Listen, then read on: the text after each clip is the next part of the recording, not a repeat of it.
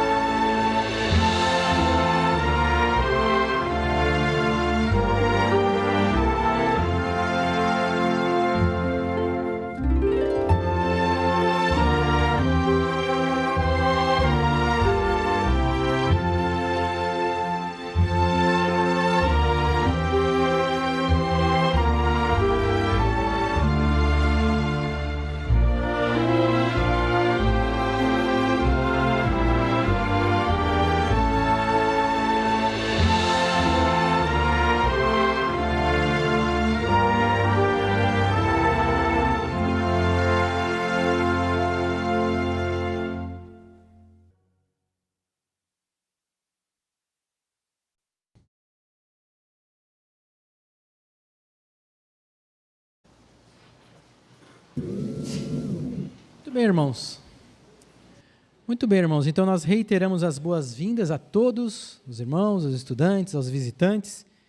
Fiquem à vontade para acompanhar a programação de nossa reunião, aí na sua apostila, quer seja ela impressa, quer no seu dispositivo eletrônico. Nós estamos na semana de 20 a 26 de março.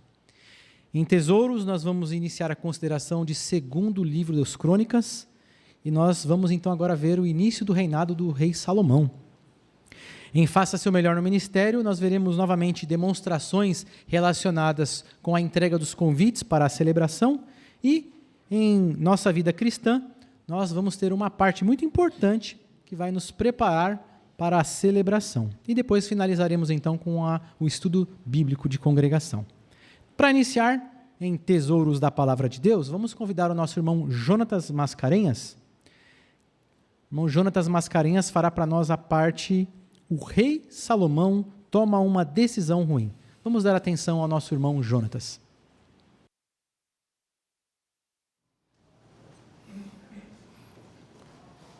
Mas antes de sabermos qual foi a má decisão que Salomão tomou, vamos iniciar vendo o vídeo Introdução à Segunda Crônicas.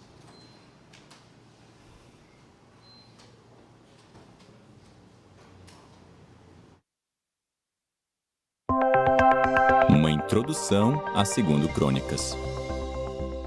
Originalmente, Primeiro e Segundo Crônicas eram um só livro, que depois foi dividido em dois.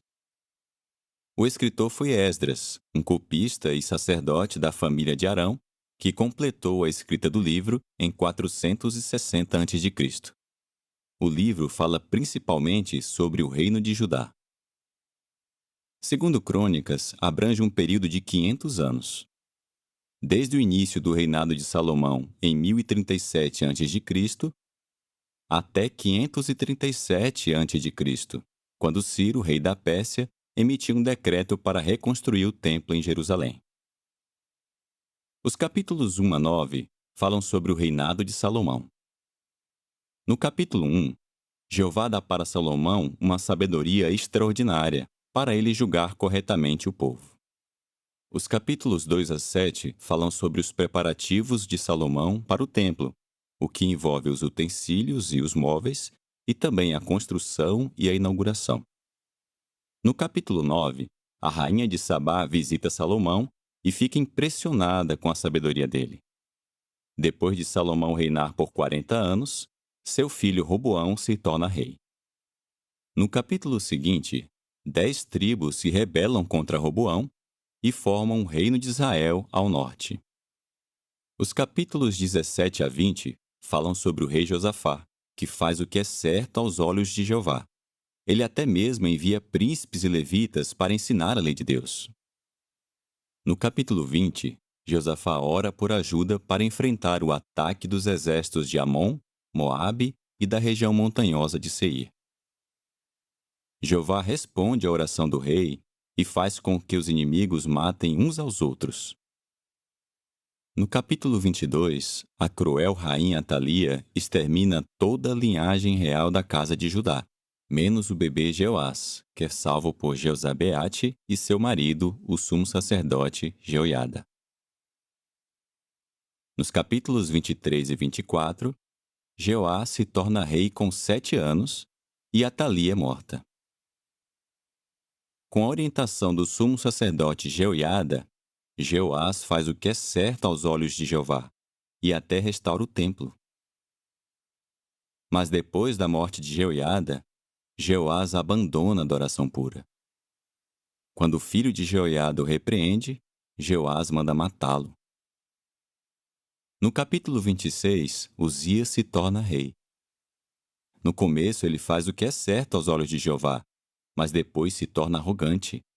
Ele até tenta queimar incenso no templo, algo que só os sacerdotes tinham direito de fazer. Então, Jeová atinge Uzias com lepra. Os capítulos 29 a 32 falam sobre o rei Ezequias, que promoveu com muito zelo a adoração pura por toda a sua vida. Durante o reinado de Ezequias, o rei da Assíria, Senaqueribe, invade Judá e ameaça atacar Jerusalém. Mas o anjo de Jeová elimina todos os guerreiros valentes, líderes e chefes do acampamento do rei da Assíria. O capítulo 33 fala sobre o rei Manassés, que reina por 55 anos e faz em grande escala o que é mal aos olhos de Jeová. Você sabia? Embora Manassés depois tenha se arrependido, Judá se tornou imoral e infiel por causa dele. Por isso, a nação foi levada para o exílio. Os capítulos 34 e 35 falam sobre o reinado de Josias. Ele se torna rei com 8 anos e defende a adoração pura.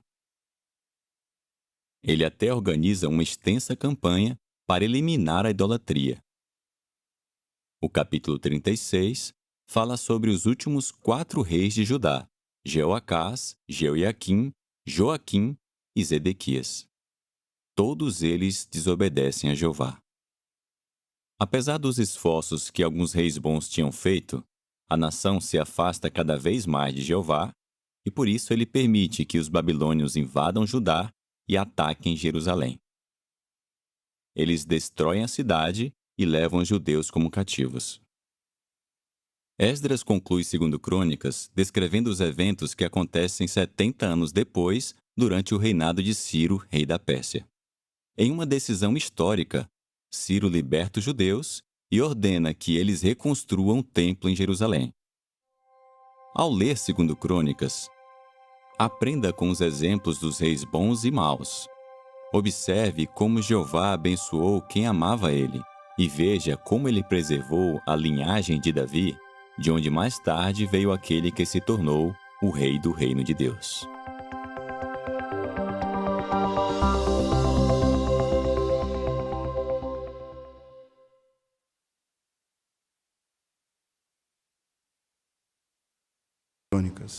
E no dia de hoje nós vamos destacar qual foi a decisão errada e quais as consequências dessa decisão para Salomão e para o povo de Israel.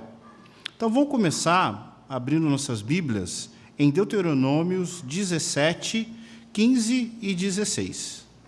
Deuteronômio 17, 15 e 16 nos diz: então você sem falta deve designar o rei que Jeová seu Deus escolher. O rei que você designar deve ser um dos seus irmãos. Você está proibido de designar sobre você um estrangeiro, alguém que não seja seu irmão. Aliás, 15 e 16, o 16 diz: mas o rei não deve adquirir muitos cavalos para si, nem fazer o povo voltar ao Egito para obter mais cavalos, pois Jeová disse a vocês: nunca mais voltem por esse caminho. Então, é a mesma coisa que você pegar uma criança desobediente e falar assim, não faça. O que a criança vai fazer? Vamos observar 2 Crônicas, o versículo 14. Capítulo 1, versículo 14, que nos diz: Salomão ajuntou cada vez mais carros de guerra, e ele tinha 1.400 carros de guerra e 12.000 cavalos, e os mantinham nas cidades dos carros de guerra em Jerusalém, perto do rei. Então, vimos que o erro que Salomão cometeu foi uma desobediência. Então, Jeová disse que ele não deveria fazer comércio com os povos do Egito, a quem eles haviam sido escravizados, e que eles não deveriam juntar um poder militar que naquela época era o que havia de mais moderno no que diz respeito a armamentos. E, por vários motivos, isso era um erro. O primeiro grande motivo de que isso era um erro era que isso onerava muito o povo, criava financeiramente e a nível de trabalho um fardo muito pesado para o povo, que, ao longo do tempo, inclusive, levou o povo a se rebelar. O texto de 2 Crônicas 1,14, ao final, diz que os grandes carros de guerra, eles eram mantidos na cidade dos carros de guerra. Agora, imagina, você precisar ter grandes cidades dentro do território de Israel apenas para cuidar de cavalos e de carros de guerra. E havia um grande comércio. Inclusive, no versículo 17 de 2 Crônicas 1,17, lá fala os valores, que era algo muito oneroso. E tudo isso saía dos impostos do povo. E atrapalhava o funcionamento das cidades, onerava, dava muito trabalho para o povo. Então, pensando nos fardos, nas dificuldades e na desobediência que isso gerou, existem algumas considerações que nós podemos fazer. Eu separei aqui pelo menos 3 motivos pelos quais o erro de Salomão ele foi algo muito ruim e que trouxe calamidade ao reino dele e ao seu povo. Primeiro, ele confiou, ou seja, ele juntou para ele um arsenal ao invés de confiar em Jeová. Jeová mostrou por diversas vezes que ter armas poderosas não faria diferença se não houvesse ali a bênção dele.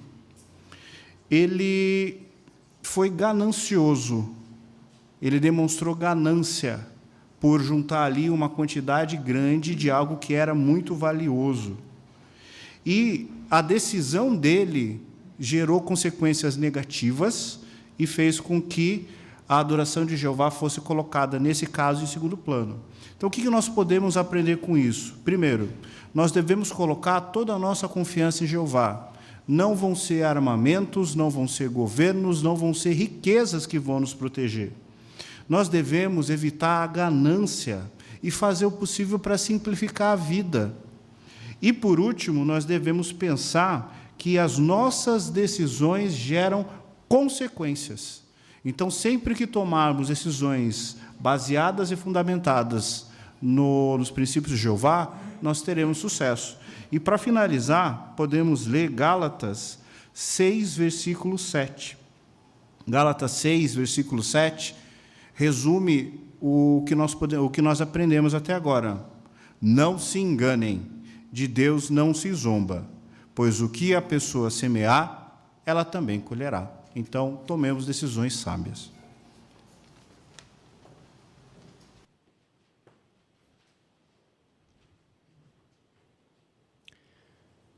Muito obrigado, irmão Jonatas, pela excelente explanação que fez para nós, de tesouros da palavra de Deus, muito bom. E vamos dar continuidade, então, à nossa reunião. Agora nós vamos convidar o nosso irmão Gabriel Gomes, que vai dirigir para nós a parte de joias espirituais. E os irmãos terão a oportunidade de tecer comentários de até 30 segundos.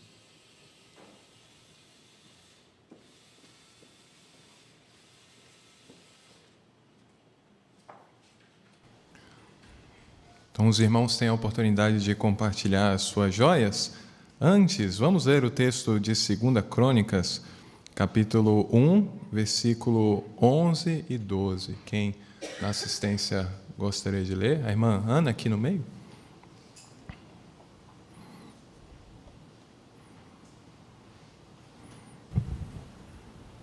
Deus disse então a Salomão: visto que esse é o seu desejo de coração, e você não pediu riquezas, nem bens, nem honra, nem a morte dos que o odeiam, nem pediu uma vida longa, mas pediu sabedoria e conhecimento para julgar o meu povo sobre o qual o fiz rei, eu lhe darei sabedoria e conhecimento, mas também lhe darei riquezas, bens e honra, como nenhum rei antes de você teve, e como nenhum depois de você terá. Obrigado pela leitura, irmã Ana. Com base nesse texto, pergunta: o que esse relato nos ensina sobre nossas orações? O que esse relato, a irmã Oralda?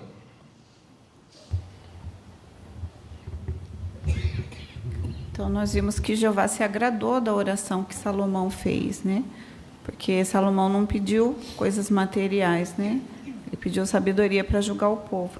Então, da mesma forma, se nossas orações, elas realmente levarem Jeová em conta, né? Nós vamos ser sábios e analisar o conteúdo, né, que usamos nas nossas orações. Isso, exatamente. Ainda, irmão Darcy Galdereto? Nós podemos analisar quando, por exemplo, queremos fazer alguma revisita, né? Orar a Jeová para fazer a revisita é muito importante, mas também precisamos analisar as nossas atitudes naquilo que estamos pedindo. Se estamos empenhando, mostrando interesse, nos preparando, até que ponto nós estamos fazendo de acordo com aquilo que estamos pedindo. Exatamente. Muito obrigado, irmãos, pelos comentários. Agora, na leitura da semana, que joia espiritual você encontrou sobre Jeová, sobre a pregação ou sobre outro assunto? Lá no fundo, a irmã Luana Galdereto. Eu aprendi em 2 Crônicas 1, 8 e 9 que os pais que amam a Jeová são bons exemplos aos filhos, assim como meus pais são para mim. Muito bem, ouviu aí o pai e mãe? Muito bom. No Zoom, a Larissa, irmã Larissa.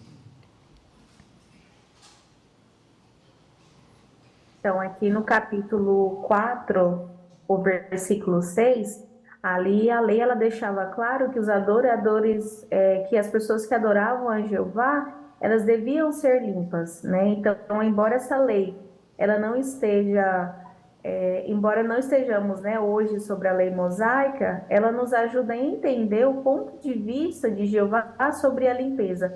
Então, a nossa adoração, ela só vai ser aceitável para Jeová se ela for pura e imaculada. Muito obrigado pelo comentário. Ainda no Zoom, a irmã Daiane Brizola.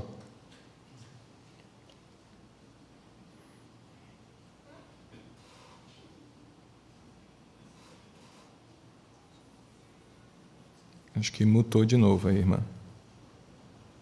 Aí.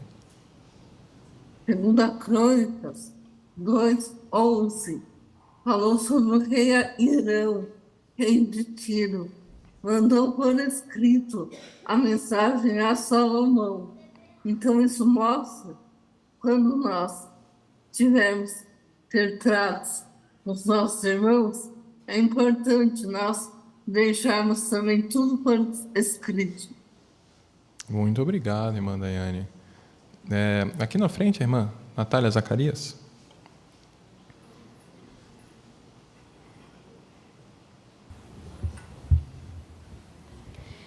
Eu achei interessante o segundo das Crônicas 4:2, onde no templo em Jerusalém, Salomão fez um mar de fundição de cobre em que normalmente cabiam mais de 44 mil litros de água, o suficiente para satisfazer os requisitos de purificação da lei de Deus. Mas o que esse uso da água significa para os cristãos hoje? Então, segundo a Sentinela de 2008, 1/6, assim como a água que purifica fisicamente, a verdade da palavra de Deus tem o poder de fazer uma limpeza moral e espiritual. Da mesma forma, todos os que desejam a aprovação de Deus precisam se esforçar para se manter moral e espiritualmente limpos. Muito obrigado pelo comentário, irmã. Lá no fundo, a irmã Laís Galdereto.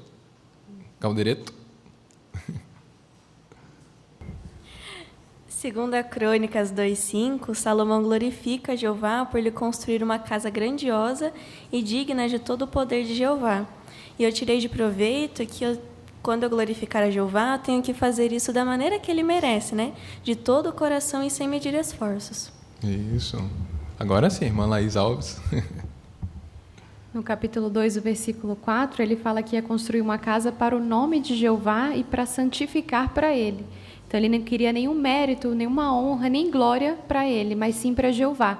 E o exemplo que eu pude tirar é exatamente esse. Tanto em coisas grandes, como também em coisas menores, sempre procurar glorificar e dar a honra a Jeová. Isso. Irmão Paulo Formes. Segundo Crônicas 2:7, Salomão pediu em oração um artesão habilidoso. Lição para nós. Hoje nós também temos de pedir a Jeová habilidades e sabedoria para cuidarmos bem dos salões do reino. Com certeza, Jeová abençoa os nossos esforços nesse sentido. Isso. Lá no fundo, irmão Ian Liberali. Então, no capítulo 2, os versículos 17 e 18, mais um exemplo da humildade de Salomão, né? Ele fez uma contagem ali dos homens que tinham e ele dividiu o trabalho ali entre eles, né? Um número de pessoas específico para cada trabalho. Então, o que essa lição nos ensina? É importante, nós que temos responsabilidades, delegarmos as nossas atividades. Talvez Salomão poderia fazer muita coisa sozinho, mas ele mostrou humildade, delegou e o trabalho foi bem feito. Isso. Muito obrigado, irmão, pelo comentário. Irmão Jorge Mário. No capítulo 1, versículo 10, Salomão pede sabedoria e conhecimento para liderar o povo de Jeová. Então, os anciãos, em especial, também precisam pedir a orientação de Jeová para cuidar das ovelhas que são de Jeová e que estão aos nossos cuidados. Isso, exatamente. Irmã Laís Mascarenhas?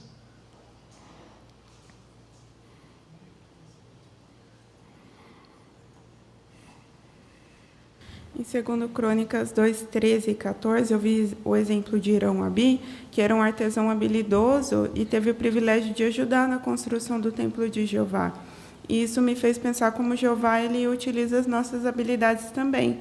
Cada um tem um tipo de habilidade diferente, mas todas podem ser muito úteis a Jeová se nos colocarmos à disposição. E com certeza Ele nos dará muitas bênçãos quando damos do nosso tempo para Ele. Isso, exatamente. Ainda o irmão Ricardo Gaudi. Em 2 Crônicas 1:1, falando a respeito da glória do reinado de Salomão, ali menciona que Jeová estava com ele e o engrandecia de maneira extraordinária. Então, conosco não é diferente hoje. A partir do momento que, apesar dos problemas e dificuldades que nós enfrentamos no mundo hoje, por fazermos de Jeová estar do nosso lado, sem dúvida nenhuma, Ele vai nos abençoar e nos engrandecer. Isso, exatamente. Ainda, irmão Edilson? O capítulo 2, versículo 14, traz aí um consolo para aqueles cujos pais tomaram decisões ruins, ou mesmo o cônjuge, né, que toma às vezes decisão ruim, e isso acaba afetando a pessoa, né? É um consolo porque aqui mostra o jugo desigual, em que a mãe de Irão-Abi, ela se envolveu, né, se casando com uma pessoa de fora, né, um estrangeiro, mas mesmo assim Jeová usou aquela pessoa, né? Então Jeová não levou em conta os pais dela. Então isso é um consolo também para aqueles que têm parentes assim que tomaram decisões erradas. Isso. Temos tempo para mais um comentário. Quem gostaria de comentar? O irmão Carlos, aqui na frente. O que eu vi interessante nessa leitura, o fato de Salomão ir adiante com a compra de cavalos, obedecendo a lei de Jeová, isso afetou o seu reino não só naquele momento, mas também no futuro, conforme nós sabemos. O que eu aprendo disso é que atualmente, nas facilidades que tem na vida, eu não devo me envolver em coisas materiais, para que eu não atrapalhe a minha relação com Jeová. Isso. Muito obrigado, irmãos, pelos excelentes comentários.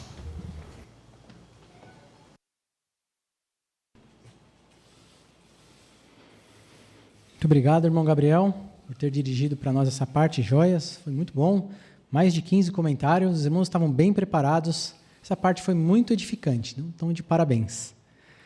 Agora, se os irmãos desejarem, poderão acompanhar o nosso irmão Bruno Luz, que vai dirigir as partes lá na sala B.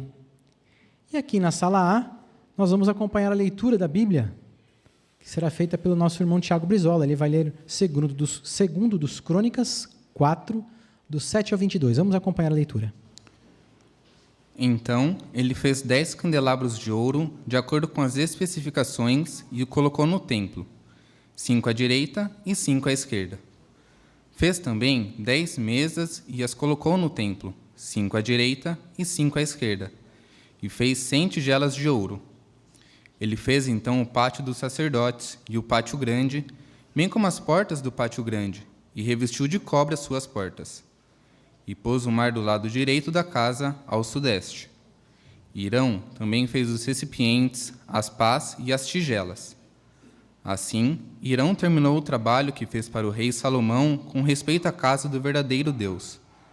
As 2 colunas e os capitéis em forma de tigela que ficavam no topo das 2 colunas, as 2 sedes para cobrir os 2 capitéis em forma de tigela que ficavam no topo das colunas, as 400 romãs para as 2 sedes, 2 fileiras de romãs para cada rede, para cobrir os 2 capitéis em forma de tigela que ficavam nas colunas, os 10 carrinhos e as 10 bacias nos carrinhos, o mar e os 12 touros debaixo dele, e os recipientes, as pás, os garfos e todos os utensílios relacionados. Hirão-Abi fez todas essas coisas de cobre polido para o rei Salomão, para a casa de Jeová. O rei as fundiu no distrito do Jordão, em argila grossa, entre Sucote e Zereda. Salomão fez todos esses utensílios em grande quantidade. O peso do cobre não foi calculado. Salomão fez os móveis e todos os utensílios para a casa do verdadeiro Deus. O altar de ouro, as mesas onde ficavam os pães da proposição, os candelabros e suas lâmpadas de ouro puro, para que ficassem acesas diante do compartimento interno, de acordo com as exigências. As flores, as lâmpadas e os apagadores, de ouro, o ouro mais puro. Os cortadores de pavio, as tigelas, as taças e os braseiros, de ouro puro. E a entrada da casa, as portas internas para o Santíssimo e as portas do templo, tudo de ouro.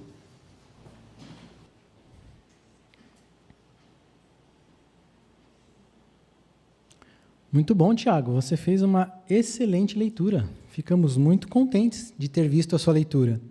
Você estava sendo considerado aqui na lição número 10 da nossa brochura Melhore. Mude o volume, a emoção e o ritmo durante a apresentação. E percebemos que você fez isso, né? Por que é importante fazer isso? Porque quando nós mudamos o ritmo, colocamos emoção durante a nossa leitura, nós damos vida, transmitimos, como diz aqui, né, o sentimento, e aí as ideias elas são transmitidas de forma mais clara. E eu percebi que você se esforçou em fazer isso na sua leitura. É importante que a gente faça isso também lá no Ministério de Campo, quando estamos lendo para os moradores, numa revisita, no estudo, e a brochura tem até uma dica aqui, né, para variar a emoção. Mude a emoção da sua voz de acordo com o sentimento que você quer transmitir, como, por exemplo, alegria, ansiedade ou tristeza. Quando nós aplicamos esses pontos, esses conselhos aqui, essas dicas, por assim dizer, nós nos tornamos melhores leitores e conseguimos tocar o coração daqueles que nos escutam. Parabéns, viu, Tiago? Muito bom. Dando continuidade agora, entrando na sessão Faça Seu Melhor no Ministério, nós vamos convidar aqui a irmã Lídia Luz, juntamente com a irmã Tuane Tomazelli, que já estão aqui no palco, Elas vão fazer para nós a apresentação de uma pessoa convidando o seu parente para a celebração. Vamos ver. Tuane, sempre é bom estar com você. E muito obrigada pelo bolo, tá uma delícia. Imagina, tia. Quando minha mãe me disse que você viria trazer o convite, eu já fiz um bolo para nós. Olha, você me surpreendeu, viu? Estava delicioso mesmo. E você sabe, né, o que eu vim trazer aqui? Tia, você não desiste. Vim trazer o convite da celebração, né? E o convite está aqui, olha. Dentro dele, vem mostrando a importância de nós irmos ao Salão do Reino para celebrar a morte de Jesus. E olha, esse ano vai ser celebrado mundialmente no dia 4 de abril. Aqui em Sorocaba, no nosso Salão do Reino, vai ser às 8h30. E eu gostaria muito que você fosse. Eu vou sim esse ano. Mesmo que meus pais não forem, eu vou esse ano. Oh, que boa decisão! Me surpreendeu de novo, viu, Tuane? Estou contente com a sua decisão. E é o dia mais importante, a data mais importante, porque Jesus pediu para nós celebrarmos, né? Ele ordenou, na verdade, em Lucas 22:19, diz isso. E está aqui, olha, no convite, esse texto. Você quer ler para mim? Diz: persistam em fazer isso em memória de mim. Isso, percebeu? Persistam, né? Então, nós devemos ser obedientes, né? E nós só iremos ganhar e aprender mais, indo lá no Salão do Reino. E, olha, a gente pode combinar de ir juntas. O que você acha? Eu acho excelente. Ai, que bom, porque você sabe, né, que às vezes pode ser que seu pai não queira ir ou sua mãe não queira ir, mas mesmo assim, né, você pode insistir para ele, falar com eles com jeitinho, né, para eles irem também. Mas complementando esse convite, eu gostaria de mostrar um vídeo para você que fala, lembre-se da morte de Jesus. Posso mostrar? Pode sim. Que vídeo lindo! Que bom! Você viu também que no vídeo ressaltou, né? É extensivo à família. Então, fale com eles, convide para eles irem também. Caso eles não queiram ir, eu venho aqui, pego você com a maior alegria. Tá bom? Outra coisa, estava até esquecendo. Na sexta-feira, no dia 24, está falando de um discurso especial, convidando a todos também. E, quem sabe, você também já pode ir nesse discurso especial. O que você acha? Eu vou pensar, quem sabe, né? Que bom, pense com carinho, viu? E, enquanto isso, a gente vai conversando pelo WhatsApp e combinando sobre a celebração, tá bom? Tá bom.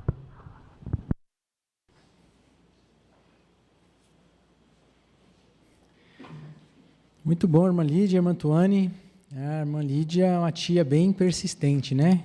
E deu resultado, muito bom. A irmã Lídia estava sendo considerada na lição 2, fale de coração. Outro ponto muito importante para nós, quando nós estamos divulgando as boas novas, pregando e também entregando os convites para a celebração. Aqui diz assim, na brochura Melhore, fale de coração. Quando você se concentra na mensagem e em como ela vai ajudar as pessoas, seu modo de agir se torna mais natural. Aí as pessoas ficam mais à vontade, vejam, porque sentem que você está sendo sincero. E não é esse o nosso objetivo? Sem dúvida, falar de coração, as pessoas perceberem que estamos sendo sinceros ao transmitir a mensagem. E agora, fazendo um convite da celebração, como a irmã Lídia fez. Perfeito, irmã Lídia. Parabéns, viu? Gostamos muito da sua apresentação.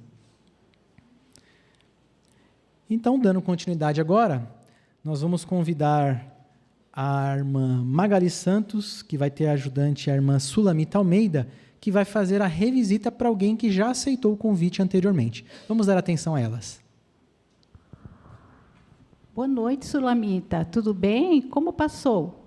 Tudo bem, obrigada. Fico feliz de te encontrar bem.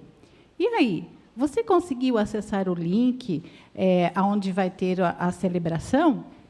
Sim, eu consegui sim. Acessei o link e vi que ali tem outros horários. Eu acho que vou conseguir assistir sim. Olha, ótimo, Sulamita, que bom. Fico feliz e você vai gostar muito se você for. Mas hoje, Sulamita, eu vim para falar com você sobre essa revista. Olha o tema, Seja Feliz para Sempre. ser feliz para sempre, olha, eu acho um pouco difícil, hein? Realmente, a felicidade hoje está difícil. Mas essa revista, Sulamita, ela vai lhe ajudar a entender como nós podemos pesquisar e entender corretamente a Bíblia.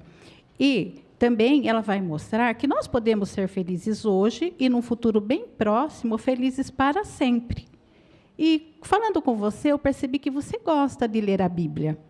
Eu vou mostrar um texto para você, então, que está aqui, olha, Jeremias, capítulo 29, versículo 11, diz assim, olha, Sulamita, pois eu sei muito bem o que tenho em mente para vocês, diz Jeová, quero que tenham paz, não calamidade, quero dar a vocês um futuro e uma esperança.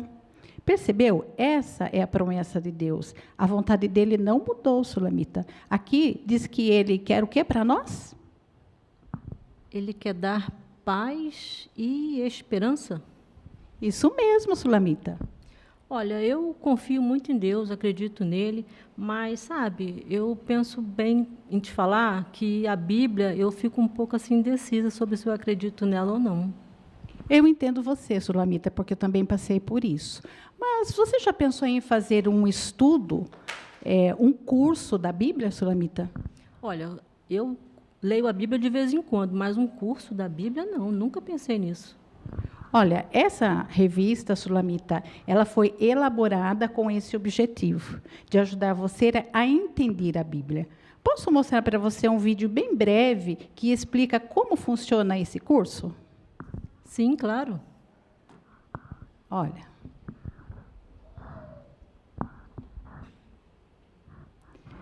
Você percebeu, de forma bem simples, né? Esse curso pode te ajudar a entender a Bíblia e encontrar respostas na sua Bíblia de perguntas que fazemos hoje. Por exemplo, será que vamos ver nossos entes queridos, né? Nossa família, nossos amigos que já morreram?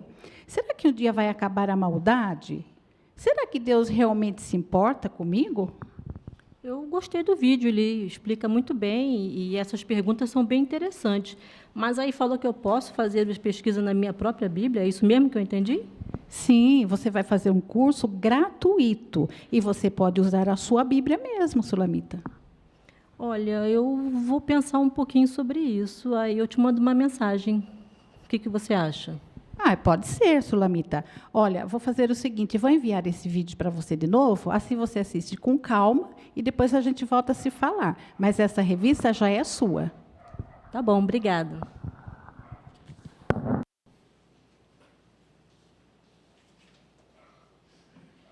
Que bom que a revisita deu certo, né? Olha, quase virou um estudo. Muito bom, viu, irmã Magali, irmã Sulamita? A irmã Magali estava sendo considerada na lição 17 da brochura Melhore. Fale de modo fácil de entender. Então, aqui fala assim, olha, seja simples e fale de um modo que as pessoas entendam. Eu percebi que a irmã Magali usou palavras simples, completamente inteligíveis, né, para a Sulamita. Porque, às vezes, nós podemos usar algum termo, por exemplo, teocrático, ou alguma palavra difícil que o morador não entende, e aí vai ficar mais distante, né, dele poder entender o que nós estamos falando e aceitar a nossa mensagem. Então, essa lição fala para a gente, use frases curtas, simples, se falar uma palavra difícil, explique. A irmã Magali fez isso, né? E essa aqui é uma excelente dica para nós também, ao fazermos revisitas e ao dirigirmos estudos bíblicos. Muito bom, viu, irmã Magali? Muito bom, irmã Sulamita. Agora, nós vamos acompanhar o nosso irmão Edilson Santos, que vai demonstrar como é que se dirige um estudo bíblico, tendo como ajudante o nosso irmão Valdecir Ivanhoski. Vamos dar atenção ao irmão Edilson e ao irmão Valdecir. Muito bem.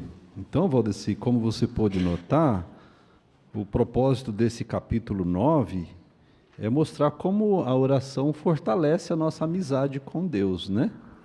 Nesse vídeo que a gente acabou de assistir, ele mostra ali que Deus ouve todas as orações? Foi isso que a gente viu nele?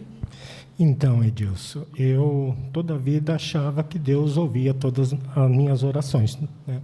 Mas o vídeo mostrou que não funciona assim, né? Que nem todas as orações Ele ouve. Muito bem. E vimos o porquê, né? As pessoas estão fazendo uma coisa, né? E estão orando, mas estão praticando outra coisa, né?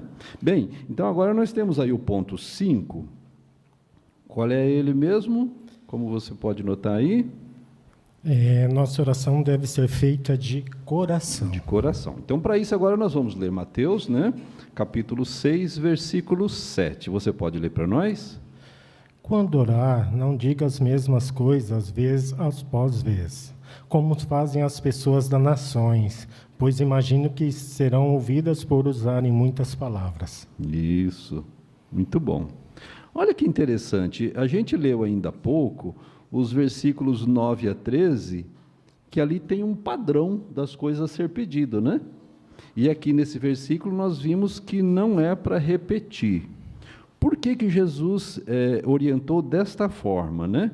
Bem, como você pode notar aqui no 5, as pessoas, na maioria das vezes, né, as religiões, elas ensinam as pessoas a repetir, né?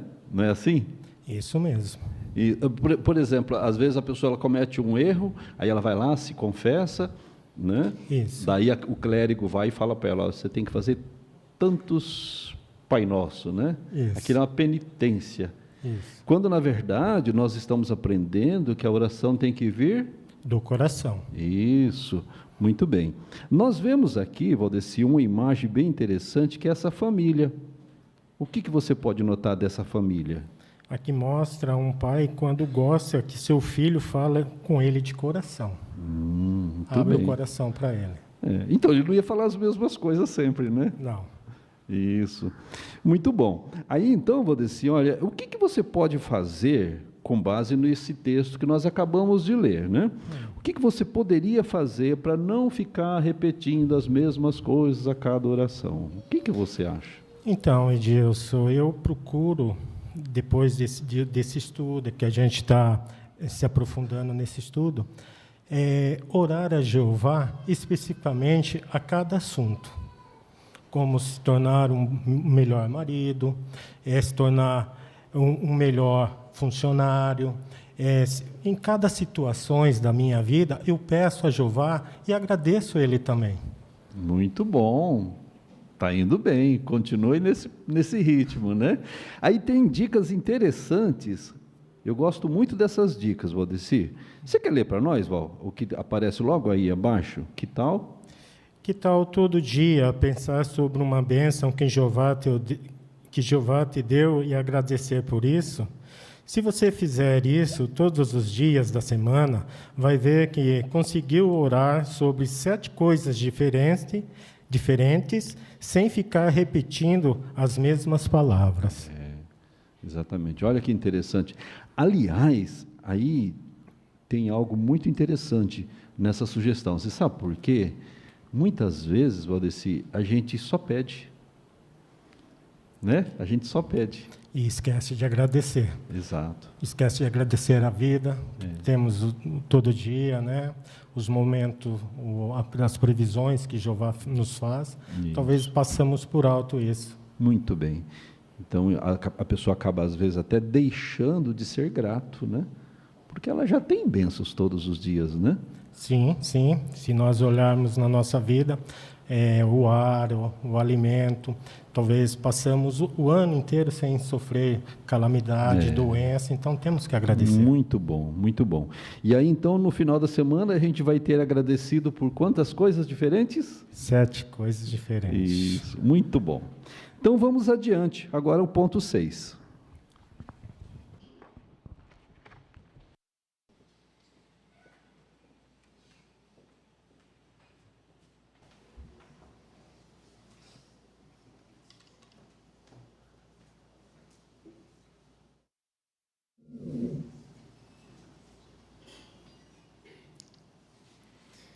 Muito bom, irmão Edilson. Que estudo agradável, né? Estudante agradável, instrutor também. Olha, realmente foi um estudo modelo que nós presenciamos aqui agora. Estava muito bom. E o irmão Edilson estava sendo considerado, né, aqui na lição 9, use desenhos, fotos e vídeos. Foi fácil, né? A matéria tinha uma imagem grande para usar ali, o irmão usou muito bem com o estudante Valdecir, então estava de parabéns. Isso aqui é uma dica importante para nós. Agora, no material que a organização nos fornece para dirigir estudos, para usar no serviço de campo, tem muito conteúdo digital, né? Tem imagens, tem vídeos, né? No nosso próprio livro ele é bastante interativo. Temos que fazer bom uso dessas ferramentas para tocar o coração dos estudantes com a mensagem da verdade. O irmão Edilson fez isso muito bem. Parabéns, irmão Edilson. Pois é, então, nós já chegamos ao fim das 2 primeiras sessões da reunião de hoje. E elas foram muito instrutivas, não foram, irmãos? Sem dúvida que sim. Mas nós temos muito a aprender ainda. Então, para passar para a próxima sessão, Nossa Vida Cristã, e continuar aprendendo, nós vamos entoar um cântico. Aqueles que puderem ficar de pé, por favor, que o façam. Nós vamos entoar o cântico 19, A Ceia do Senhor, baseado em Mateus 26, 26 a 30.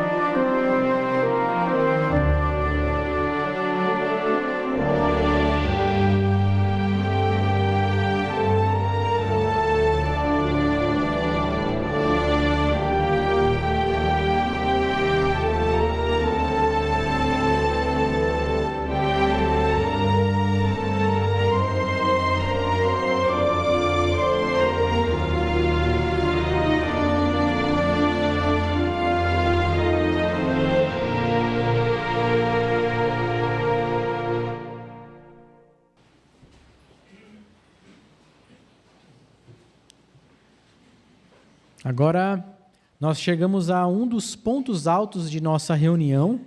Então, vamos convidar aqui o nosso irmão João Alves, que vai dirigir a seguinte parte. Você vai estar preparado para o dia mais importante do ano? Vamos dar atenção ao irmão João.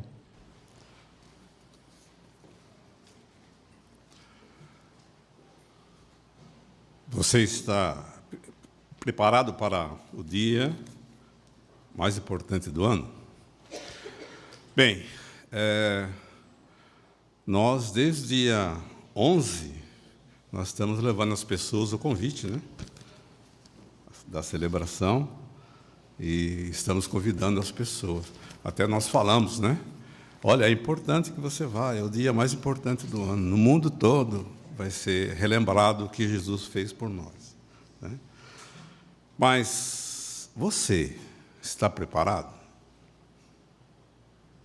Bem, nós recebemos 5.000 convites, né? Uma parte foi para cartas, né, em torno de talvez 500 ou um pouco mais, e a grande maioria dos convites está sendo levada às pessoas, né, em nosso território. Nós começamos na parte mais longe do território, e então falta muito pouco, né, para que se cumpra ou que se cubra o território, né? Nós estamos aí há uma semana praticamente do discurso especial, e nós queremos encerrar esse estudo. Até os irmãos pediram, né? Se vocês tiverem convites na pasta que você vê que não vai conseguir entregar, né, deixe lá, devolva lá no balcão para nós, por favor, né? Porque o balcão zerou, né? Já não tem mais nenhum convite, né? Então está na nossa mão, ou está com os moradores, né? Então, se está na sua mão, você não vai entregar, devolva, né? Para que os irmãos possam trabalhar. Então, até o final de semana, nós vamos cobrir o território, ou já cobrimos o território, né, praticamente. Então, no dia 4, nós vamos ter esse dia todo especial, né, de convidar iremos relembrar, então, o que Jesus fez por nós. E nós não sabemos quantas pessoas virão, né? E qual foi a reação das pessoas ao receberem o convite? Nós vamos ter aqui 2 irmãos que vão relatar para nós, o irmão Carlos e o irmão Tiago, que vão relatar qual foi a reação de 2 moradores, né? Talvez os irmãos tenham algumas experiências para contar, mas o tempo não permite. Então, nós só vamos ouvir os 2 irmãos aqui que vão falar sobre os resultados que deram a entrega dos convites, né? Vamos começar com o irmão Tiago, em primeiro lugar, né? Depois o irmão Carlos pode repetir a mesma experiência. No primeiro final de semana de entrega do convite, na primeira volta eu deixei com 2 jovens os convites. Aí eu continuei a quadra. E aí na segunda volta eu passei por eles e cumprimentei com a cabeça. Só dei um oi. Aí, quando eu estava lá embaixo na quadra, eu escutei um barulho de chinelo. Aí, quando eu olhei para trás, eram eles que estavam vindo correndo, e eles pediram mais 2 convites, que eles queriam convidar mais pessoas para vir assistir também. Aí, nessa, eu perguntei para eles de onde eles vieram, há quanto tempo eles estavam aqui em Sorocaba, e deixei a pergunta de revisita. Aí, nesse final de semana, agora eu passei lá, respondi a pergunta da revisita, e agora eu peguei o número do WhatsApp e vou voltar e reforcei o convite. Eles falaram que estarão aqui na celebração. Muito bem, Tiago. Obrigado pela sua expressão, irmão Carlos, agora. Então, a perspectiva é muito boa, porque nós estamos distribuindo convites para muitas pessoas, né? Eu só tenho medo das revisitas dos estudos que vai ter. Mas hoje, especialmente hoje, eu falei com um jovem e falei para ele que ele estava ali, e depois falei se eu poderia apresentar um vídeo para ele. Não, pode sim. Aí eu apresentei o vídeo do que é sugerido, e depois ele falou para mim que o vô dele, há 10 anos passado, já era testemunho de Jeová, e sempre falava algo da Bíblia para eles, e eles queriam aprender bastante coisa. Eu falei, não, tranquilo, eu posso estudar com você, né? Ofereci o estudo para ele, aceitou prontamente, qualquer dia da semana. Aí eu já baixei o livro de estudo, mandei para ele, peguei o telefone dele, já mandei para ele. Nós vamos começar o estudo nessa quarta-feira. Deu certo. Obrigado aos irmãos pelas suas expressões, né? Tenho certeza que talvez muitos outros irmãos tenham experiência, mas o tempo não permite que todos todos nós falamos, né? Mas nós sabemos que a grande maioria das pessoas pegaram o convite, né? Mas quem sabe, né? Depois que ela entrou, pegou o convite, leu, né? E agora ela vai refletir um pouco mais, né? Mas a grande importância aqui é se nós vamos estar preparados para isso, né? E para isso, nas páginas 8 e 9 da nossa apostila, ali tem uma sequência, né? Vai ser mostrada apenas a imagem lá, né? Do nosso convite, né? Mas nós temos ali que começa no dia 29, a leitura da Bíblia, que vai nos preparar para esse dia importante, né? Mesmo não é algo assim que vai chegar dia 4 e nós vamos vir para o Salão do Reino. Não, nós iremos nos preparar. Até o nosso ministério, a parte fala sobre o exemplo de Esdras, né? Vamos ler lá? Esdras 7:10 fala que Esdras havia preparado seu coração para consultar a lei de Jeová e para praticá-la. Então, à medida que nós, a partir do dia 29, começamos a fazer a leitura, o dia a dia, né? Dos acontecimentos, o nosso coração ele vai como que se amoldando, né, aos acontecimentos. É interessante que algo novo que nós podemos notar, os irmãos já devem ter olhado aí no seu dispositivo eletrônico, ou quem está com o aparelho, é o mapa, né, mostrando a relação do templo, do jardim de Getsêmani, Sinédrio. Então a gente vai lendo e vai vendo os caminhos que Jesus fez, né? E com aquela turba batendo nele, judiando dele. Então a gente vai entendendo a importância de nós estarmos lendo e preparando o nosso coração para isso, né? Para esse dia especial. Bem, 5.000 convites. Quantos virão? Não sabemos, né? Mas a recomendação que nós recebemos aqui no ministério é de nós ficarmos à espera deles, né? Então, lá falou, nós vamos ter uma reunião antes, né? Que vai começar antes, vai terminar talvez meia hora antes da nossa. Então, o nosso tempo é bem curto, né? Entre uma reunião e outra, né? Então, nós temos que, talvez antes de vir aqui já marcar o lugar, talvez ficar lá esperando, né, os nossos convidados. E nós sabemos quem são, né? Não é mesmo? Nós nos conhecemos, então aqueles que são diferentes são os que nós convidamos, né? Então, é eles que nós vamos dar atenção, né? Se ele não achar, se ele não souber quem o convidou, nós podemos, então, ficar ao lado dele, ele acompanhar com a Bíblia, né?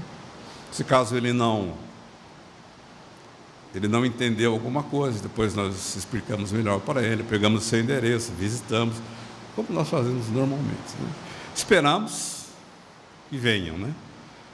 A nossa parte nós estamos fazendo e esperamos que o dia mais importante do ano seja coroado de êxito e nós possamos dizer, né, fizemos a nossa parte. Nós vamos ver um vídeo agora que vai falar um pouquinho sobre como fazer o pão. Nós não vamos precisar fazer o pão, né?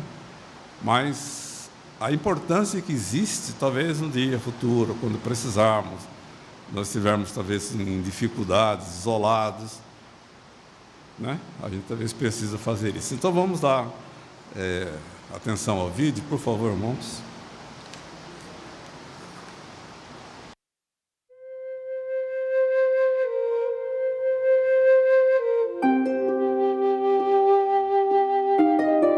Eu nunca me esqueci daquilo.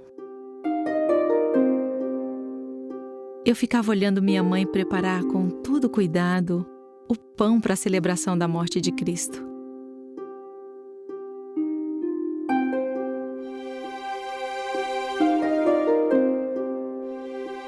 Aquilo era muito sério para ela por causa do seu significado especial.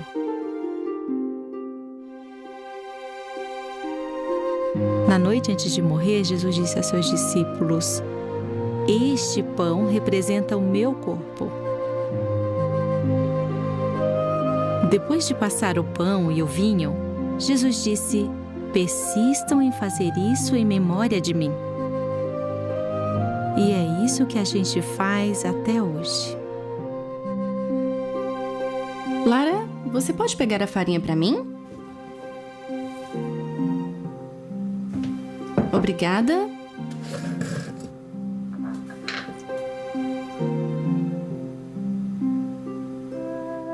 Na verdade, era bem simples. Você lembra o que a gente coloca depois? A água? Isso mesmo.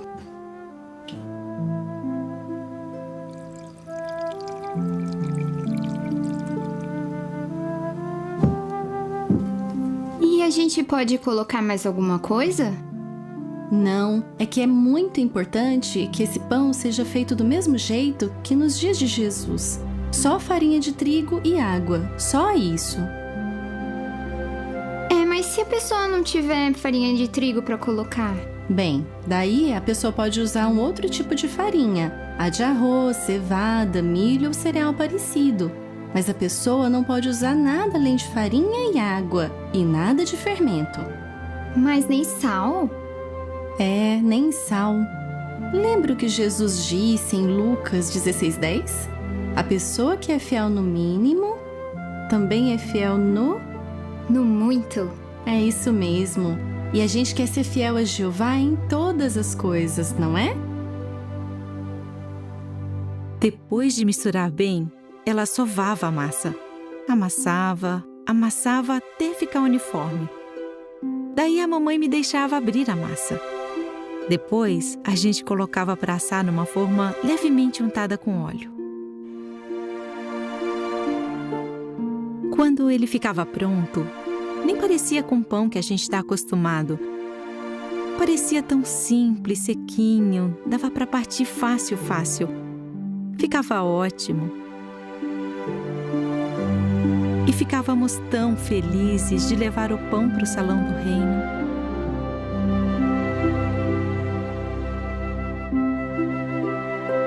Hoje eu me lembro com carinho daqueles momentos quando eu mesma preparo o pão da celebração. Mas a coisa mais importante é lembrar o que Jesus fez por todos nós. É um grande privilégio participar, mesmo que seja só um pouquinho, nessa noite mais importante do ano.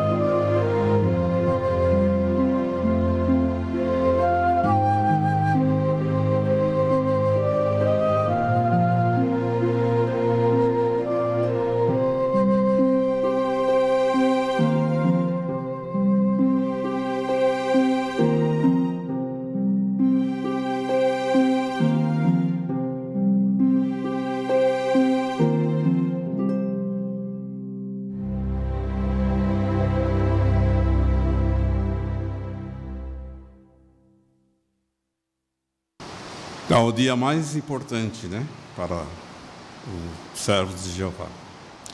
Jesus disse lá em Lucas 22:19: persistam em fazer isso em memória de mim.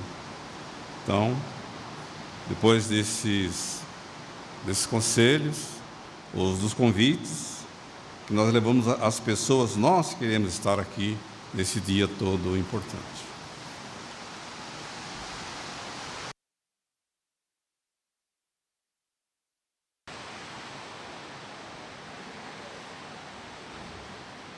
Muito obrigado, irmão João, por ter apresentado para nós essas informações tão importantes e aumentado a nossa expectativa pela celebração da morte de Cristo, a data mais importante para nós. Dando sequência, então, à nossa reunião, nós vamos convidar aqui o nosso irmão Luiz Tomazelli, que irá dirigir para nós o estudo bíblico de congregação. Vamos dar atenção ao nosso irmão Luiz Tomazelli.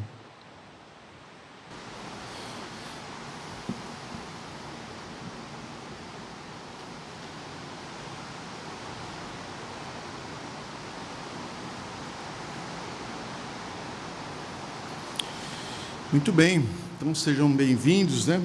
Renovar as boas-vindas a todos para nosso estudo bíblico de congregação, dando continuidade à nossa consideração dessa noite, vai ser na lição 41, com o tema O que a Bíblia diz sobre o sexo. Então, nós teremos a ajuda da leitura do nosso irmão Wagner, e todos fiquem à vontade para oferecer seus comentários.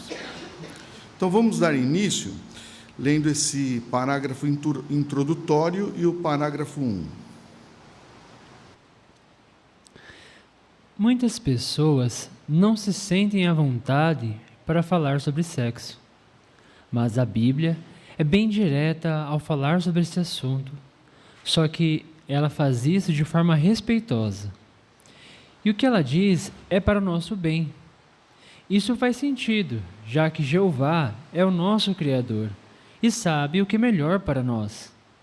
Ele diz que temos que fazer o que temos que fazer para agradar a Ele e o que vai nos ajudar a ser felizes para sempre. O sexo é um presente de Jeová. Ele quer que essa relação de amor exista apenas entre um homem e uma mulher que se casaram. Esse presente permite que os casais não só tenham filhos, mas também expressem o carinho e o amor que sentem um pelo outro de uma forma natural e prazerosa.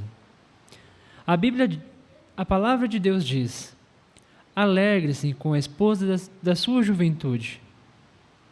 Jeová quer que o marido e a esposa sejam fiéis um ao outro. Por isso, um cristão nunca cometeria adultério. Então, a primeira pergunta: qual é o ponto de vista de Jeová sobre o sexo? Então, qual que é o ponto de vista de Jeová? Vamos começar com o irmão Alexandre. Ele foi um presente da parte de Jeová para que fosse utilizado da melhor forma possível, dentro de um casamento, homem e mulher. Obrigado. E também ele serve para que finalidades? Vamos ver, irmão Jorge Mário. Então, o sexo também ele poderia servir ou pode servir para reprodução, assim, os casais podem ter filhos, e também para expressar carinho, amor e ter prazer um com o outro. Isso mesmo, obrigado. Ainda irmão Bessa. É verdade que a maioria das pessoas, elas não se sentem muito à vontade, como diz aí o parágrafo, para falar sobre esse assunto. Mas a Bíblia, ela faz isso de uma forma direta, respeitosa, e destaca, evidentemente, o ponto de vista de Jeová sobre isso, e nós queremos dar atenção a esse ponto de vista para a nossa vida. Isso mesmo.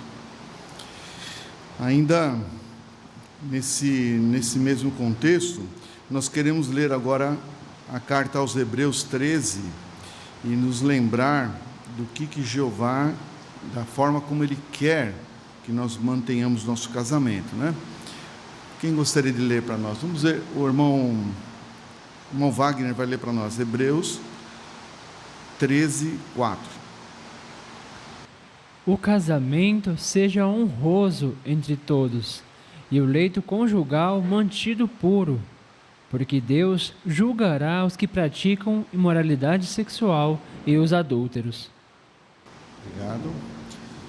Então, com base nesse texto, o que mais que nós podemos acrescentar a esses comentários que já fizemos? Vamos dar continuidade aqui ao irmão Carlos.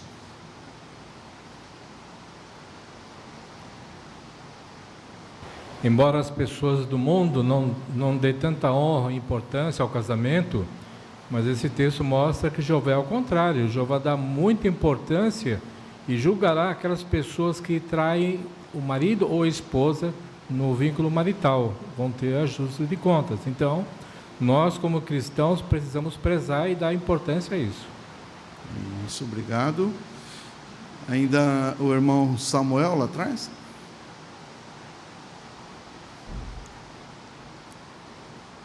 E Jeová dá tanta ênfase nisso que em Provérbios capítulo 5, versículo 18, nos lembra que Jeová fala assim: alegre-se com a esposa da sua juventude. Então, quando você casar, você tem que continuar com ela até um dos dois morrer. Obrigado, irmão. Ainda o irmão Wagner. E sempre é bom lembrar que esse ponto de ser leal e dar honra não chega somente ao ponto de ser traído, de trair, né, o ato de traição, mas antes já o ato de flertar com outra pessoa, com ver conteúdos imorais que desonrariam a esposa, o cônjuge com quem temos, né? Então, antes, pontos que possam ser mais pessoais já seriam formas de desonrar ao cônjuge. Isso, bem lembrado. Então, agora, nós vamos ver no segundo parágrafo o que, na verdade, a Bíblia, a palavra de Deus, coloca como sendo uma imoralidade sexual. Vamos ler o parágrafo 2. A Bíblia diz que os que praticam imoralidade sexual não herdarão o reino de Deus. A palavra grega usada na Bíblia para imoralidade sexual é porneia. Essa palavra inclui, primeiro, relações sexuais entre pessoas que não são casadas entre si. Segundo, homossexualismo. E terceiro, bestialidade, ou fazer sexo com animais. Quando fugimos da imoralidade sexual, nós agradamos a Jeová e fazemos o bem para nós mesmos. Então, o que é imoralidade sexual? Aí tem 3 pontos que identifica o que é imoralidade sexual. Vamos ouvir aqui a irmã Oralda. Então, o primeiro ponto aqui é relações sexuais entre pessoas que não são casadas entre si. É o homossexualismo e bestialidade, né? Ou seja, o sexo com animais. Isso, obrigado. Ainda nesse primeiro ponto, relações sexuais entre pessoas que não são casadas, tem ali uma nota. Quem gostaria de explicar essa nota, né? Tem um asterisco ali que traz uma nota. Gostaria de explicar. Vamos ouvir a irmã Berenice agora. A palavra grega usada aí, né, para a imoralidade sexual, porneia, inclui outros tipos de relações, né?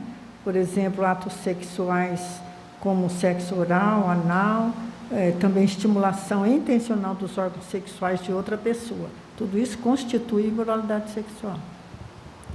Isso, obrigado. Então, isso já constitui porneia, né, ou fornicação. Muito bem. Agora, com esse texto de 1 Tessalonicenses 4:3, o que nos orienta a palavra de Deus quando pensamos em todas essas coisas que Jeová odeia, que Jeová detesta? Qual a orientação que nós temos aqui nessa carta de Tessalonicenses? Irmão Gabriel? É que Paulo ele relaciona, né, a imoralidade sexual como se fosse uma sujeira na conduta, né? Fala que a pessoa, quando ela se abstém dessa prática, conforme vimos no parágrafo, ela permanece santo e faz a vontade de Deus, né? Então, é a vontade de nosso Criador que nós façamos o uso correto do sexo. Isso. Obrigado. Ainda o irmão Carlos, sem outro ponto?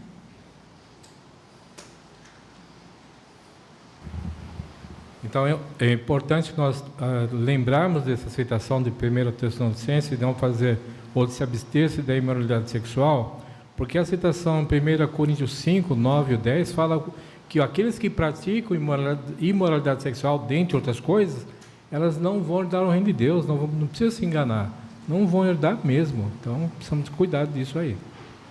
Isso mesmo. Então, nesse ponto já é um alerta para todos nós, como também para nossos estudantes, né, que estiverem passando por esse capítulo. Nós vimos nessas 3 últimas semanas pontos bastante altos e fortes, né, para ajudar nossos estudantes a ajeitar a vida para a adoração verdadeira, né? Drogas, a questão do sangue e agora a questão da moralidade que Jeová abençoe e aprova, né? Então vamos ver agora, nesse Aprenda Mais, temos o texto que nós vamos ler do Gênesis 39, 1 a 12, que é o caso de José. Vamos ver o que nós aprendemos disso.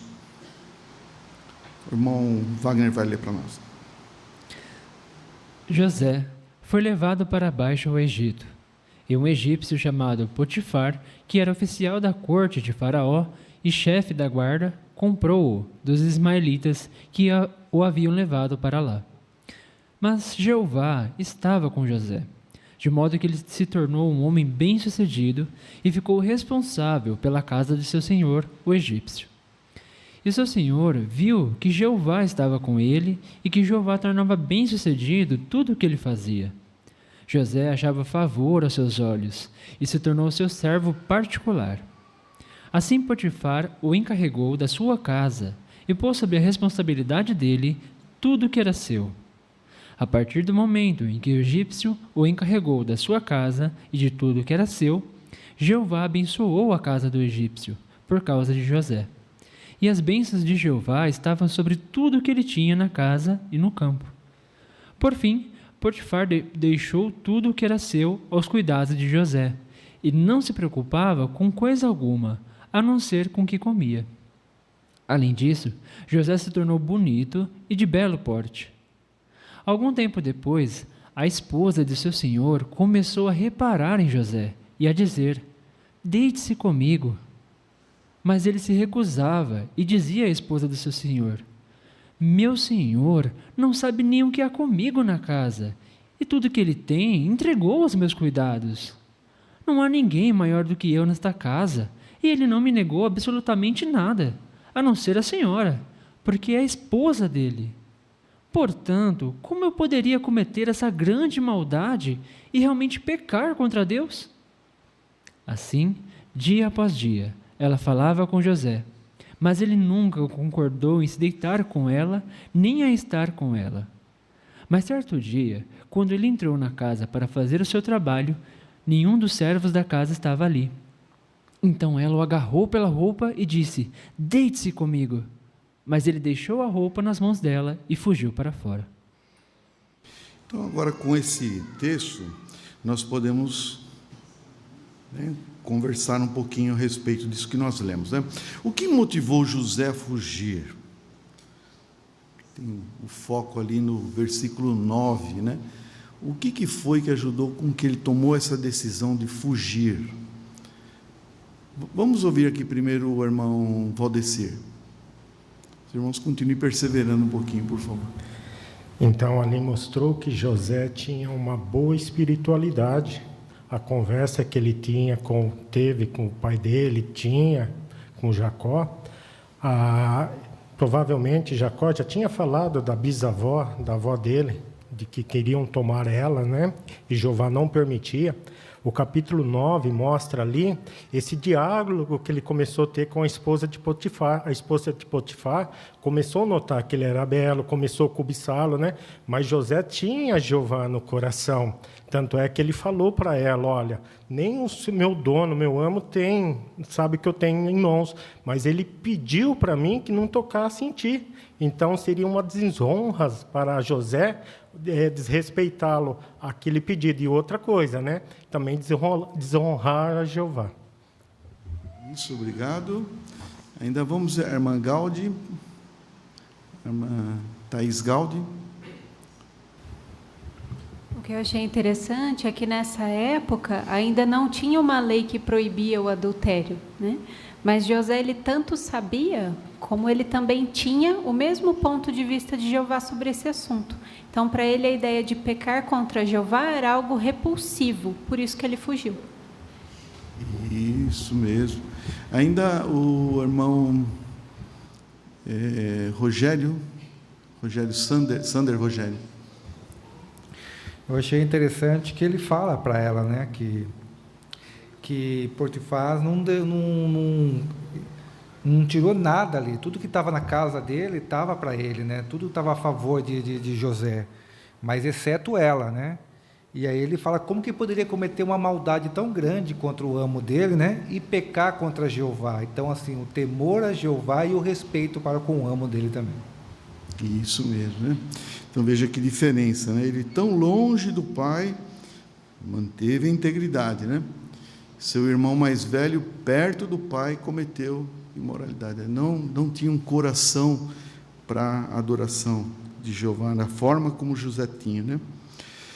Agora, o que você acha que José tomou essa decisão certa e por quê? O que você acha? Irmão Gabriel. É interessante, conforme já comentado, né, de que José agiu por princípio. Interessante que o versículo 9 mostra que o princípio que José levava em conta aí era a ganância, né? Era como se tomar Potifar era um ato de ganância, tanto para com Potifar como para o próprio Jeová. E esse princípio rege até hoje, né? Dos princípios condenatórios realmente do adultério. Então, José realmente tomou uma decisão baseada em princípios que ele conhecia. Isso mesmo. Obrigado, irmão. Agora vamos assistir esse vídeo e saber como que nós podemos fugir da imoralidade. Vamos assistir.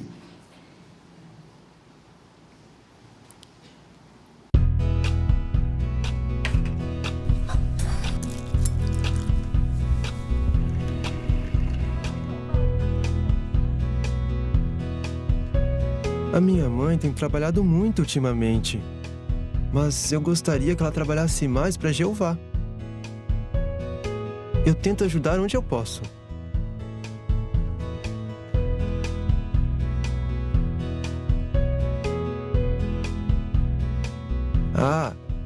Antes que eu me esqueça, eu sou o Ian.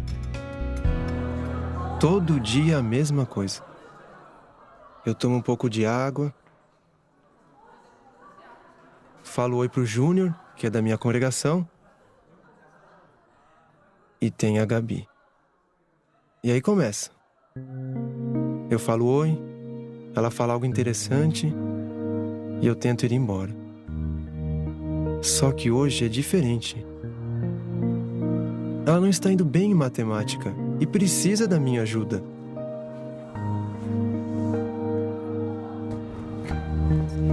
Eu não quero ser mal educado.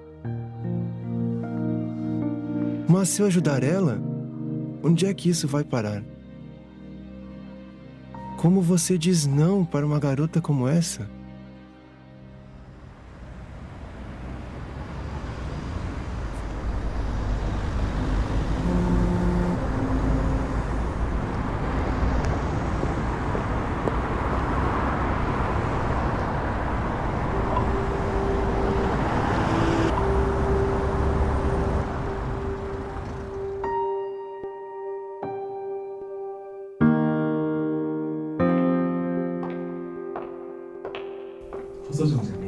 Eu não consigo tirar ela da minha cabeça.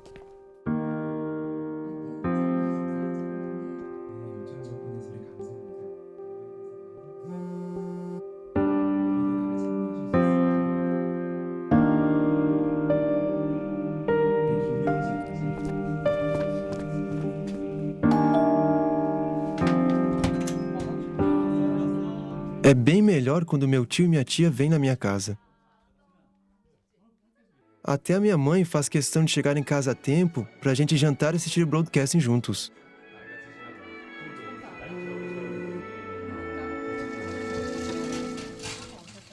O meu tio pediu para trabalhar comigo no campo no fim de semana. Talvez isso me ajude a pensar em outra coisa.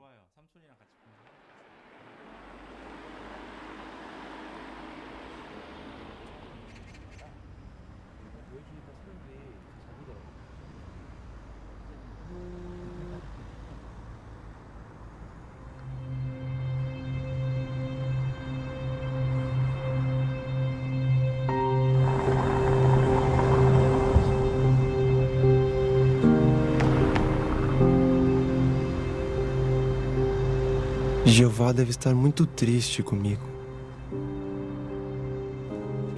Eu não aguentava mais. Foi difícil, mas eu contei tudo pro meu tio. Eu me sentia culpado, porque eu sabia que era errado, mas eu gostava da atenção dela.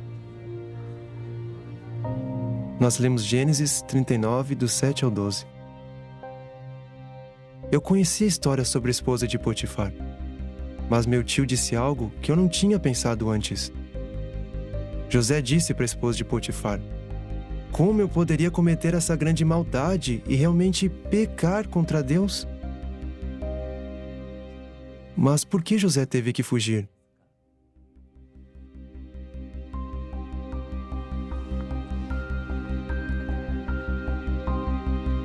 José dizia não para ela todo dia, mas ela não desistia. Ela achava que com o tempo ele ia acabar cedendo. Chegou uma hora que José teve que fugir.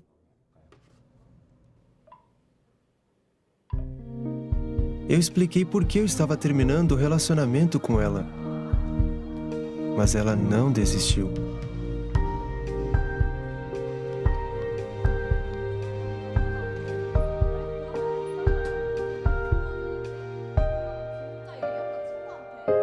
Sabe qual foi a última coisa que ela me disse? Que eu sou um covarde, mas ela está errada. Você não é um covarde se obedece a Jeová.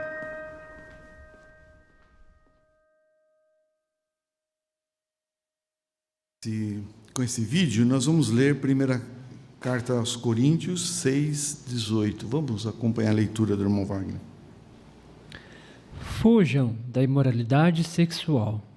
Qualquer outro pecado que o homem possa cometer é fora do seu corpo. Mas quem pratica imoralidade sexual peca contra o seu próprio corpo. Então, agora, com o vídeo e esse texto em mente, que situações poderiam levar alguém a cometer imoralidade sexual? Que situações poderiam levar alguém a cometer imoralidade sexual? Vamos ouvir agora a irmã Camila lá atrás. Como a gente viu no vídeo, uma das situações que mostrou é trocar mensagens com alguém do sexo oposto, mesmo que seja assunto do trabalho, da escola, com frequência, né? Isso pode levar a gente a situações piores, até cometer imoralidade. Então, a gente, assim como José, a gente tem que fugir dessas coisas, né? Às vezes, nem deixar levar a trocar muitas mensagens. Você viu que isso está com frequência, vai ser prejudicial, tem que encerrar no momento, certo? Isso, obrigado. Ainda o irmão Bessa. Nós vimos há pouco que a palavra porneia, ela inclui também a estimulação intencional dos órgãos sexuais de alguém. Não necessariamente é preciso que a pessoa faça o sexo da maneira que se considera normal. Então, muitas situações podem levar a alguém praticar porneia, estimular intencionalmente outra pessoa sexualmente, os órgãos sexuais dela.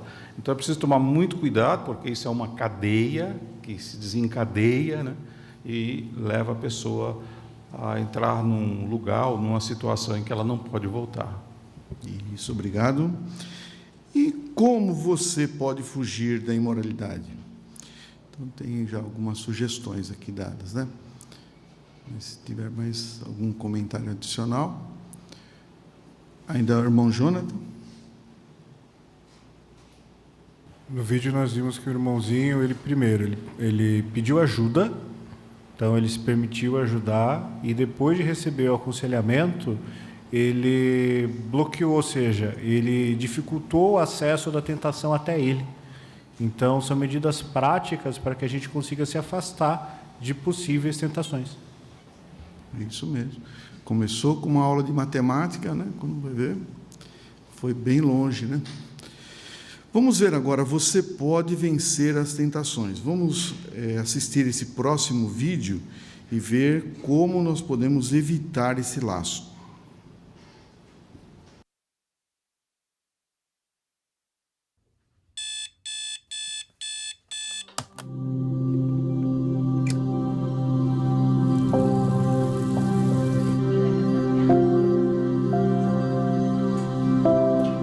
Tchau, filho. Tchau.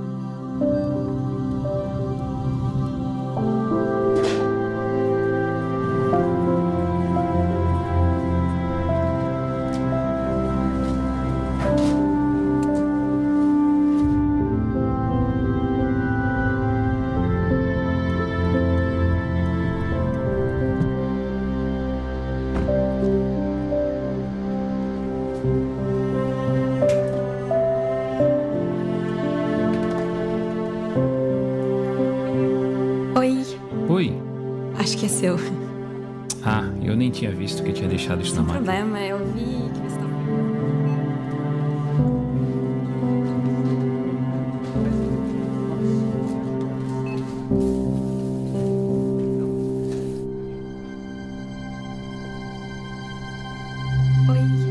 Oi.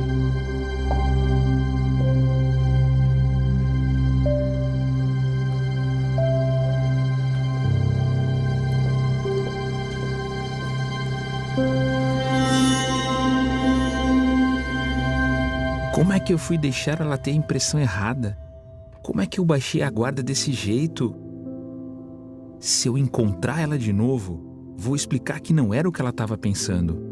Antigamente, numa situação assim, eu já teria logo dado um testemunho para ela. O que mudou em mim? Eu tô sempre ocupado, mas acho que eu deixei a correria me sufocar para as coisas mais importantes, como ler a Bíblia. Eu pesquisei uns assuntos naquela noite e li Efésios capítulo 5, versículo 25. Marido, continue a amar a sua esposa, assim como também o Cristo amou a congregação. Mas eu precisava fazer ainda mais.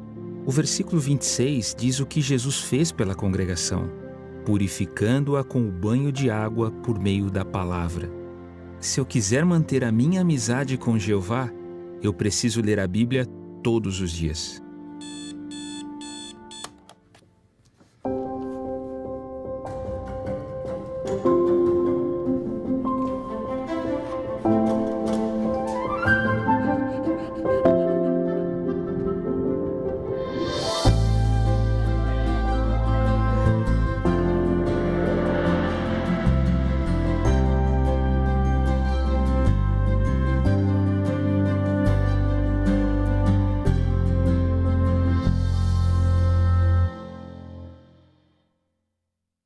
E junto a esse vídeo, vamos ler também esse texto de Filipenses 4:8. O irmão Wagner vai ler para nós. Por fim, irmãos, tudo que é verdadeiro, tudo que é de séria preocupação, tudo que é justo, tudo que é casto, tudo que é amável, tudo que se fala bem, tudo que é virtuoso e tudo que se é digno de louvor, continuem a considerar essas coisas. Irmão Wagner, pela ajuda na leitura. Então, no vídeo, um irmão percebeu que seus pensamentos e ações poderiam levá-lo a ser infiel à sua esposa. O que ele fez quando percebeu, quando se deu conta? O que ele percebeu? O que ele fez? Vamos ouvir aqui a irmã Laís Mascarenhas.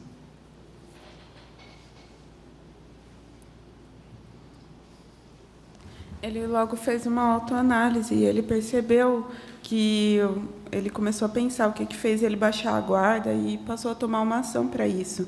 Uma coisa que foi muito importante foi se apegar novamente à rotina espiritual e passar a ler a Bíblia todos os dias. Ele também melhorou e se esforçou mais na adoração em família e em passar tempo com a família, com o filho e a esposa. Isso mesmo. Então, ainda que a irmã Natália... Conforme nós vimos no vídeo, ele realmente tinha uma vida muito corrida, né? Extremamente desgastante. E se nós notarmos, ele acordava todo dia às 5h45. Ele começou então a fazer uma mudança na rotina dele e acordar às 5h30.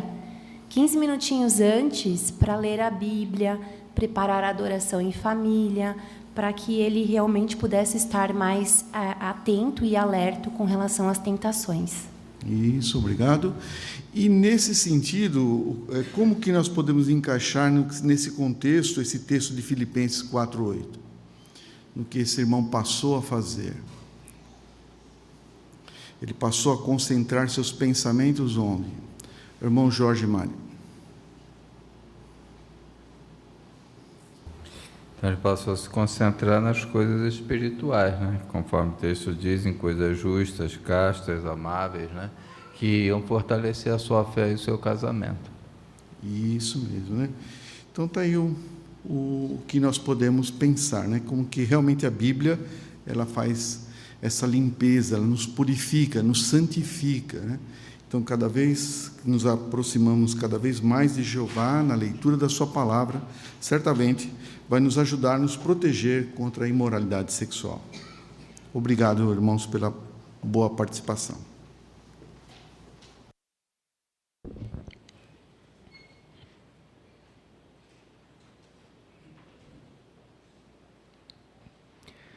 Muito obrigado, irmão Tomazelli, por ter dirigido de forma tão clara e instrutiva essa reunião para nós.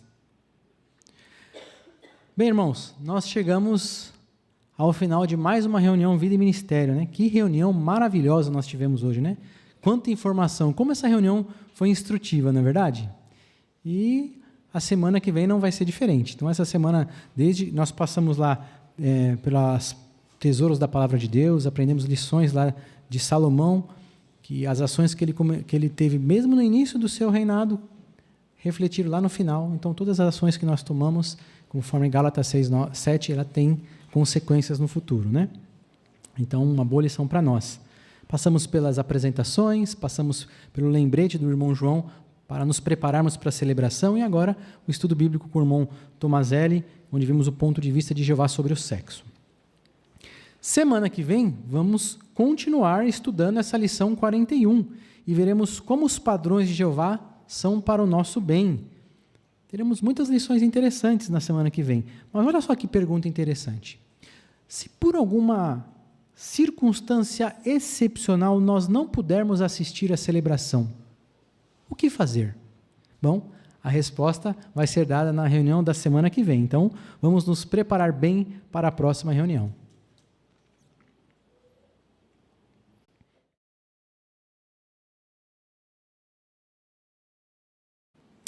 Então, agora, para encerrarmos a nossa reunião de forma bastante alegre, vamos entoar o cântico número 135, Seja Sábio, meu filho, baseado em Provérbios 27:11. Depois, o nosso irmão Lucas Alves vai fazer a oração final.